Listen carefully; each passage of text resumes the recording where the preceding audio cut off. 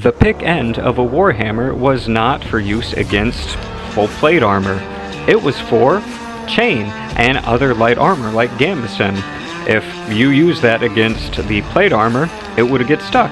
That's what the hammer's for. There are a few polearms with a similar design with the wings, such as the Bohemian earspoon and the boar spear. The purpose behind them is to keep the blade from getting too deep in the target and getting stuck.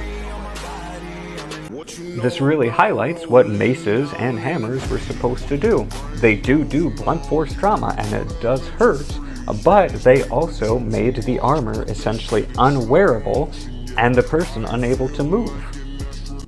I'll be honest, this video is pretty uneventful. However, it does highlight how useful shields are. In fact, the Vikings thought that if you went into a battle without the shield, you might as well be naked. The weapon they are simulating here is not a battering ram sword.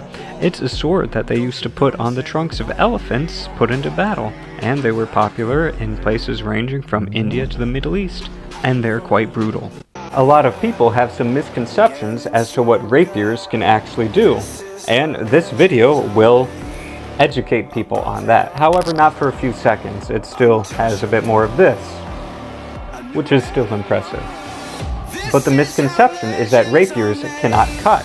However, they can. And they're not designed for it specifically, but they are effective at it. It says weapons have an interesting history. There's at least one historical European martial arts manual that features them, and these ones have the blade in line with the rest of the handle. Scythes designed for agriculture have the blade off-center so that way you can comfortably use it while standing. Using a blade like this is a bit untraditional, however, you could make an effective polearm just by changing the angle. This video showcases something really cool that we don't really get to see too often with swords, and that's their flexibility. Many swords, not all, are made of spring steel, which flexes like this, and then returns back to shape, so that way it can continue cutting. This is beneficial because you need to be able to have a sword that can withstand hitting another blade or armor, and then be used. This is the African shuttle, and while it can do brutal cuts like this, the main purpose to the heavy curve was to thrust around shields.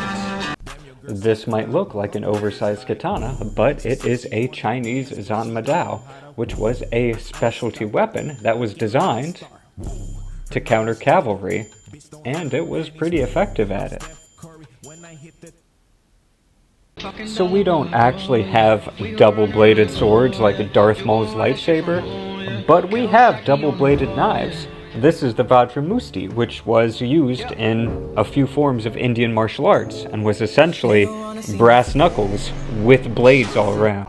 This is the Roman scissor. Now, don't go Googling scissoring trying to figure out more about it, because we actually don't know much about it, but it's similar to some Indian weapons. We all know European longswords, so there's not much to tell about them, but this is a good demonstration.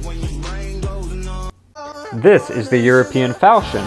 It was probably the second most popular sword among European knights, but really popular among lower social classes. It was usually made a bit cheaper than a longsword, but